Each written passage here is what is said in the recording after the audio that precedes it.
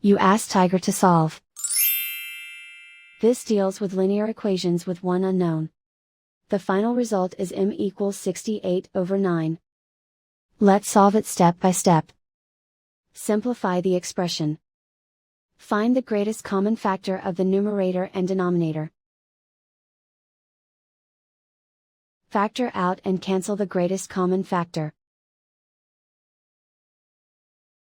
Group all constants on the right side of the equation. Add 32/9 to both sides. Combine the fractions. Combine the numerators. Reduce the zero numerator. Simplify the arithmetic.